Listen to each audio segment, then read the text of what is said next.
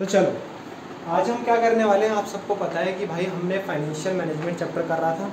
ठीक है, financial management chapter में हमने क्या क्या कर लिया था। फाइनेंशियल मैनेजमेंट चैप्टर में हमने पढ़ा था कि पैसों को मैनेज करना ही फाइनेंशियल मैनेजमेंट है, और उसमें हमें 3 तरह के डिसीजन लेने पड़ते हैं। क्या क्या डिसीजन लेने पड़ते हैं, पैसा कहाँ से उठाएं, पैसा कहाँ लगाएं, और जो पैसा लगाने के बाद प्रॉफिट होगा तो उस प्रॉफिट को कैसे बांटे या फिर कैसे बचा के रखें, इस कॉल्ड फाइनेंशियल मैनेजमेंट। तो सबसे पहला डिसीजन था फाइनेंसिंग डिसीजन, कैसा पैसा उठाए, क्या खुद का पैसा उठाए या दूसरों का पैसा उठाए, इक्विटी से उठाए, डेट से उठाए, ओनर फंड उठाए या फिर बोरोड फंड उठाए। ठीक है, उसके बाद था इन्वेस्टिंग डिसीजन, लॉन्ग टर्म के लिए पैसा कहीं लगाए या शॉर्ट टर्म के लिए लगाए।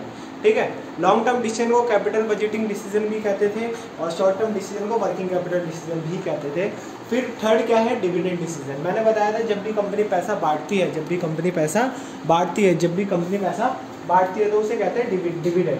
ठीक है, तो हमें डिविडेंड बांटना चाहिए या अपने पास पैसा रखना चाहिए। पैसे रखने को अपने पास कहते हैं रिटेन्ड अर्निंग। जो भी हम पैसा सेव करते हैं ना, उसे हम क्या कहते हैं, रिटेन्ड अर्निंग। उसे हम क्या कहते हैं, रिटेन्ड अर्निंग। ठीक है, 1 मिनट में ज़रा फ़ोन फ्लाइट मोड पे डाल दूँ ताकि कोई हमें दिक्कत ना आए बाद में। ठीक है, तो फ़ोन जा चुका है फ्लाइट मोड पे। अब हम नेक्स्ट टॉपिक पढ़ने वाले हैं। देखो मैं एक टॉपिक छुड़वाऊंगा इसमें से, फाइनेंशियल प्लानिंग। मैंने कुछ टॉपिक हर चैप्टर में से छुड़वाए हैं जो कि मैं लास्ट में एक बार करके बता दूँगा। ठीक है, नेक्स्ट क्या है, अब हमें डिसीजन लेना होता है भाई। एक होता है फिक्स कैपिटल और वर्किंग कैपिटल। मैं पहले इसका मतलब समझाना चाहूँगा। इन दोनों डिसीजन को लेके एक पक्का मैं बता रहा हूँ, एक फिक्स कैपिटल और एक वर्किंग कैपिटल डिसीजन। ठीक है, इनमें से कंफर्म एक ना एक क्वेश्चन आता है 6 मार्क्स। ठीक है, और मेरे पेपर में आया था 6 मार्क्स का क्वेश्चन आया था, 5 मार्क्स का 6 मार्क्स का ढंग से याद नहीं है, पर आया था एक बड़ा क्वेश्चन वर्किंग कैपिटल में से। तो इन दोनों में से एक ना एक डिसीजन आता ही आता है। What do mean by fix capital? भैया फिक्स कैपिटल डिसीजन का मतलब है कुछ नहीं, बता देता हूँ, फिक्स एसेट खरीदना। क्या खरीदना? फिक्स एसेट खरीदना। और भैया वर्किंग कैपिटल डिसीजन का मतलब क्या है? वर्किंग कैपिटल डिसीजन का मतलब है रॉ मटेरियल खरीदना। क्या खरीदना? रॉ मटेरियल खरीदना। तो आप अगर ये दोनों चीज़ें दिमाग में रख लोगे ना तो आपको आराम से वो कर लेगा। तो हमें ये डिसीजन लेना है कब हमें फिक्स एसेट खरीदनी चाहिए। फिक्स एसेट का मतलब क्या है? जो 12 महीने से ज़्यादा चलती है। और रॉ मटेरियल का मतलब क्या है? रॉ मटेरियल का मतलब ये है कि भाई कब हमें ऐसी चीज़ें खरीदनी चाहिए जो हमारा मतलब, समझ लो रॉ मटेरियल का क्या सीन होता है।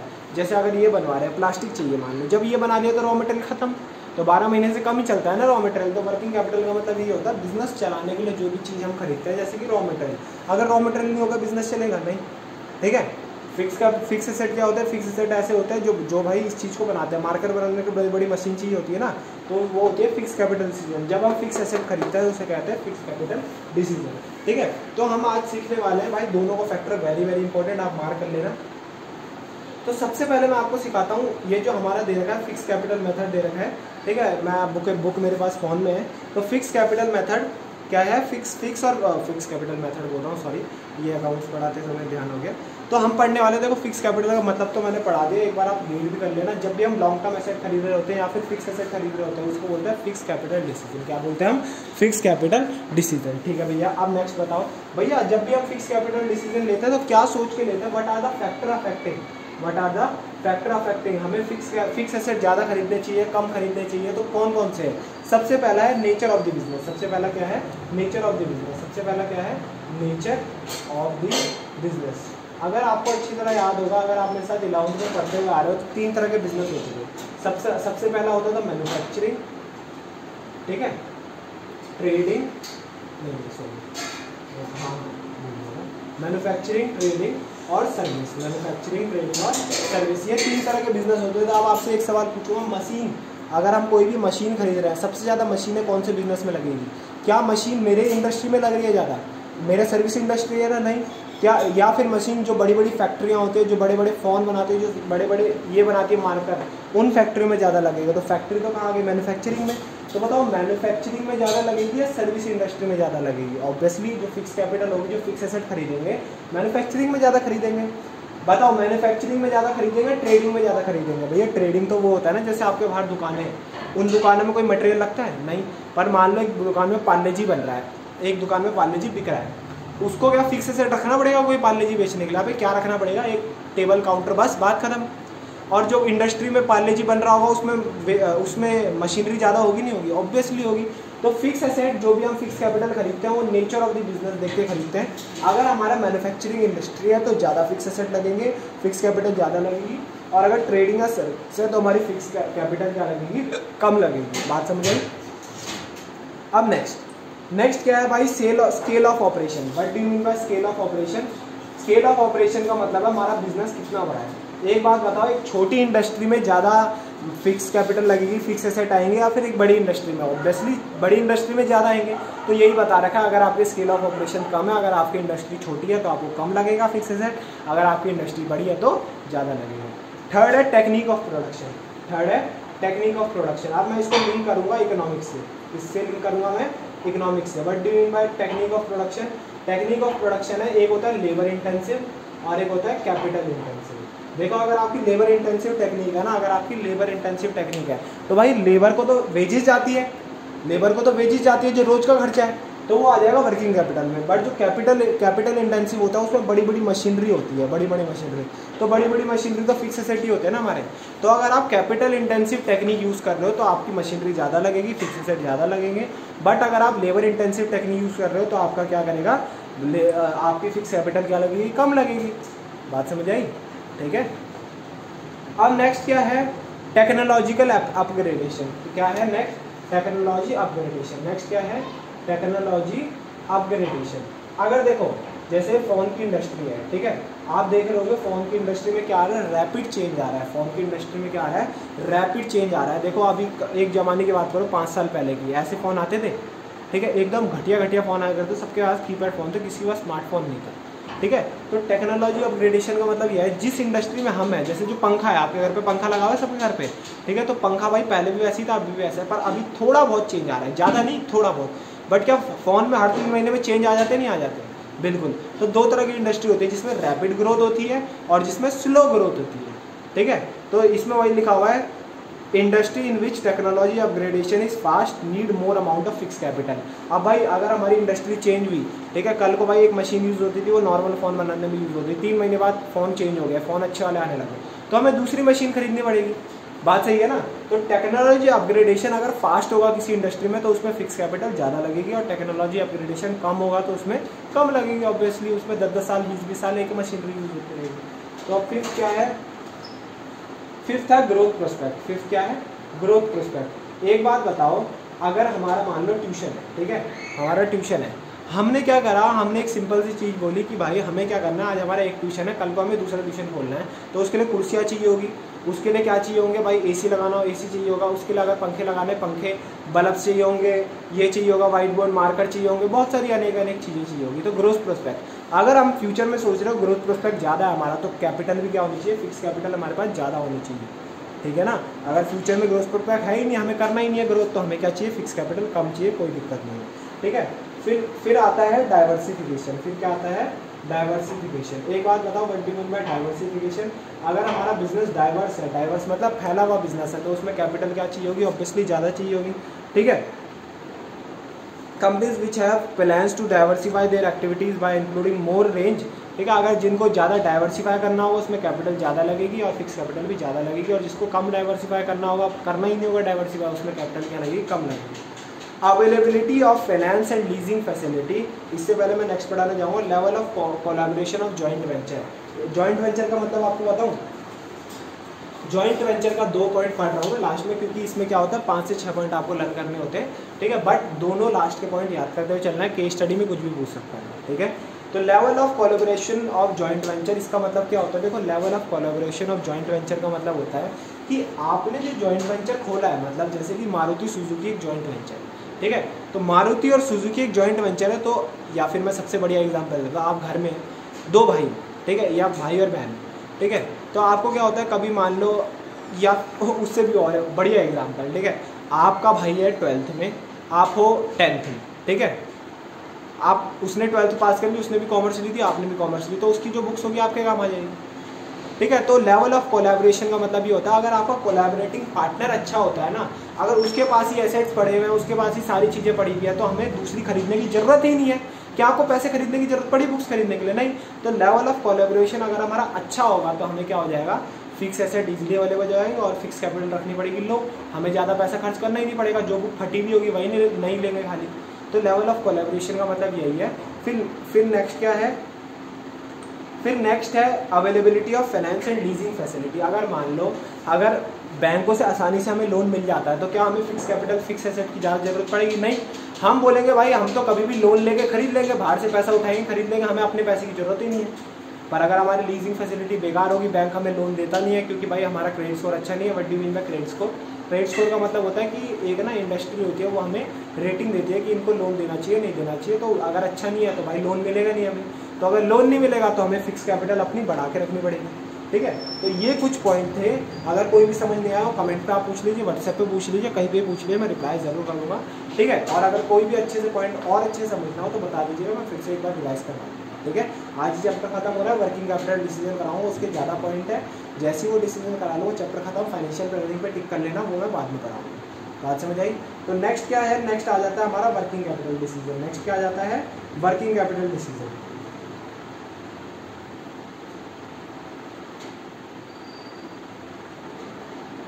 एक मिनट में वर्किंग कैपिटल डिसीजन के देख रहा हूँ।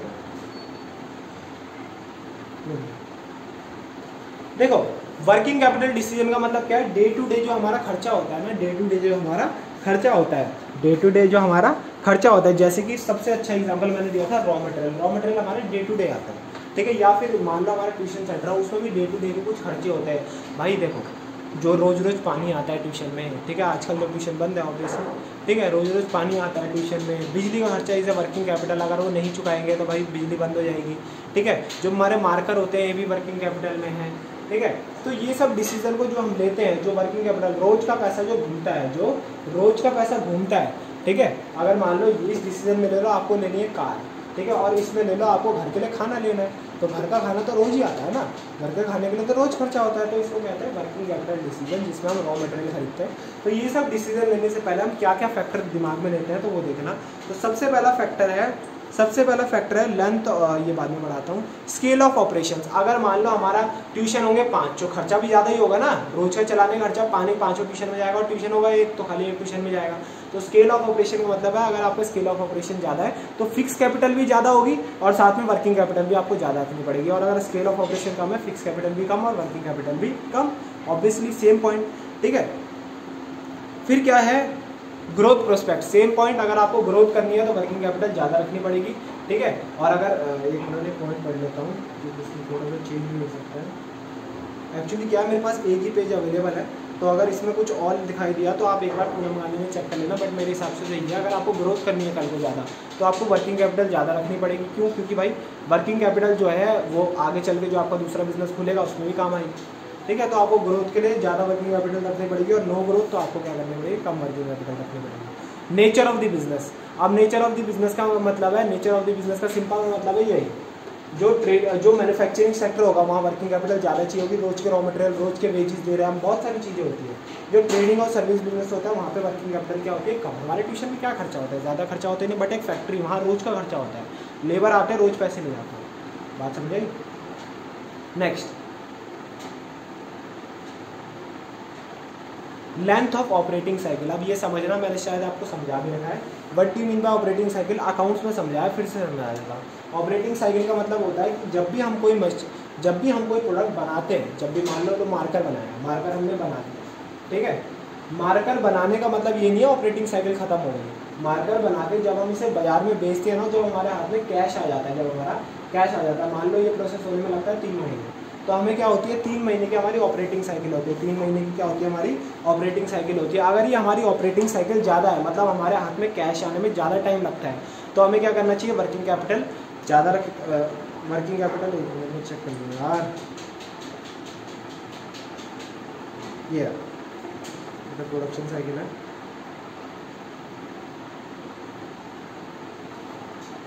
ठीक है, सही है। मैंने क्या बोला, अगर मान लो ऑपरेटिंग साइकिल का मतलब क्या होता है, जब भी हम कोई प्रोडक्ट बनाते हैं और हमारे हाथ में, जब तक हमारे हाथ में कैश नहीं आ जाता, इस कॉल्ड वर्किंग कैपिटल। और क्या बोल रहा हूँ, ऑपरेटिंग साइकिल। और ऑपरेटिंग साइकिल जितनी हमारी ज़्यादा होगी उतनी ज़्यादा हमें वर्किंग कैपिटल रखनी पड़ेगी। क्यों भाई, हमारे पास 12 महीने बाद पैसा आता है, तो 12 महीने बाद पैसा आता है, क्या 11 महीने हम भूखे मर जाएंगे, 1 महीने में सारा पैसा खर्च जाएंगे? नहीं, तो हमें वर्किंग कैपिटल ज़्यादा रखनी पड़ती है। और अगर हमारे पास पैसा 1 महीने में आ जाता है, वर्किंग कैपिटल कम रखनी पड़ती है, कोई दिक्कत नहीं। जैसे हमारे ट्यूशन में हर 1 महीने पैसा आता रहता है, तो हर 1 महीने पैसा आता रहता है, तो हम क्या बोलते हैं, वर्किंग कैपिटल कम रखो तो कोई दिक्कत नहीं, ठीक है, अगले महीने पैसा आने है। नेक्स्ट फिर क्या है, level of length of operating cycle बता दिया, जितनी बड़ी होगी उतनी ज़्यादा working capital. Scale of operation बता दिया। सीजनल फैक्टर आपने सुना होगा, देखो जो गन्ने का जूस होता है क्या रोज रोज मिलता है? सीजनल फैक्टर बोल रहा हूँ मैं, एक और पॉइंट बता रहा हूँ, जो गन्ने का जूस होता है रोज रोज मिलता है? नहीं, वो खाली 6 महीने या 7 महीने मिलता है। तो उन 6 महीने के लिए किसका पैसा ज़्यादा खर्च होता होगा? उन 6 महीनों में क्या गन्ने वाले को ज़्यादा पैसा खर्च होता होगा? नहीं होता होगा, ऑब्वियसली होता होगा। बट जो आखिरी के 6 महीने होते होंगे उसमें नहीं होता होगा। तो सीजनल फैक्टर ये कहता है, अगर आपका सीजन हुआ, जिस सीजन का काम है उस सीजन में तो ज़्यादा खर्चा होगा ही, और अगर आपके सीजन का काम ही नहीं है तो क्या होगा, कम खर्चा होगा, ठीक है। क्रेडिट अलाउड का मतलब है, अगर आपको उधारी आराम से मिल जाती है ना, तो आपको वर्किंग कैपिटल रखनी पड़ेगी कम, क्योंकि आपको कम पैसा खर्च करना पड़ेगा। और अगर आपको क्रेडिट मिलता ही नहीं है, तो आपको अपने पास ज़्यादा पैसा रखना पड़ेगा, same as last fix capital. फिर क्या है, operating efficiency. What do mean by operating efficiency? Operating efficiency का मतलब होता है कि भाई आप ऐसा तो नहीं है कुछ वेस्टेज करते हो, आपकी ऑपरेटिंग एफिशिएंसी कैसी, आप करते कैसे हो फैक्ट्री में काम, अच्छे से करते हो, वेस्टेज नहीं करते, तो वर्किंग कैपिटल चाहिए कम।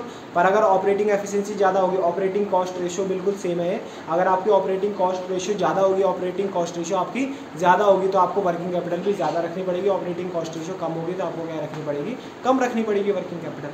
बात समझ आई।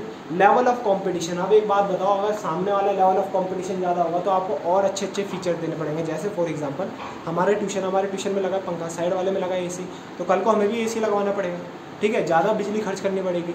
पानी रखा है साइड दूसरे वाले ट्यूशन में, जो आपका होता है ना मीडियम, जो नॉर्मल पानी और ठंडा गर्म पानी देता है, उसकी मशीन लगी, तो हमें भी वो लगवानी पड़ेगी, ठीक है। तो अगर लेवल ऑफ कंपटीशन हाई रहेगा तो वर्किंग कैपिटल भी हाई रखनी पड़ेगी, लेवल ऑफ कंपटीशन लो रहेगा तो वर्किंग कैपिटल भी लो रखनी पड़ेगी। ये सारे पॉइंटर दिमाग से अगर आपको पता हो ना वो चीज़ क्या है, तो आप बता सकते हो कि क्या चीज़ हाई रखनी है, क्या चीज़ कम रखनी है। नेचर ऑफ द बिजनेस बता दिया, बिजनेस साइकिल फ्लक्चुएशन, आपको पता होगा भाई, पहले बूम आता है, डिप्रेशन, रिकवरी, ऐसे ऐसे आता रहता है, मतलब बिजनेस साइकिल ऐसे चलती रहती है।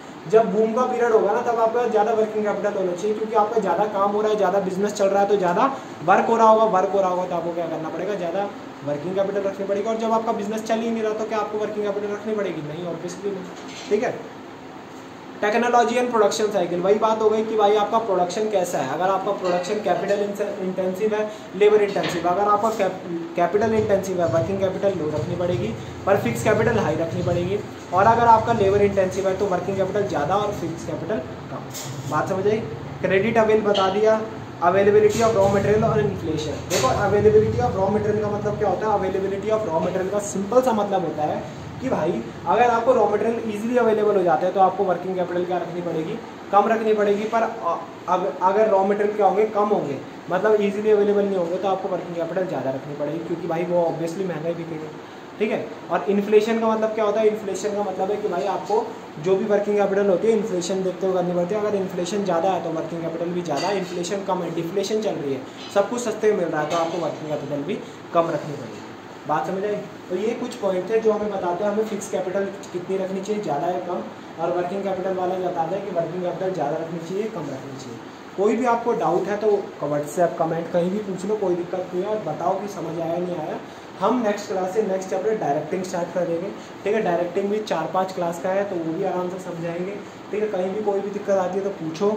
डायरेक्टिंग, ऑर्गेनाइजिंग और हमारा लास्ट चैप्टर बचा है मार्केटिंग, तो आने वाले 10 से 15 दिन में मैं सिलेबस खत्म कराने की कोशिश करूँगा, ठीक है। फिर हम देखेंगे कि स्टडी कैसे करते हैं। साइड टू साइड आप सारे चैप्टर रिवाइज करते रहो ताकि आपको बाद में दिक्कत ना आए, ठीक है। फिर हम भी रिवीजन क्लास देंगे, आपको चिंता मत करो, 2-2, 3-3 चैप्टर की एक साथ रिवीजन होगी, ठीक है। और ये आपके सामने अगर कोई आपको दिक्कत आ रही है तो पूछो, ठीक है। Fix capital decision, working capital decision. तो thank you so much, bye.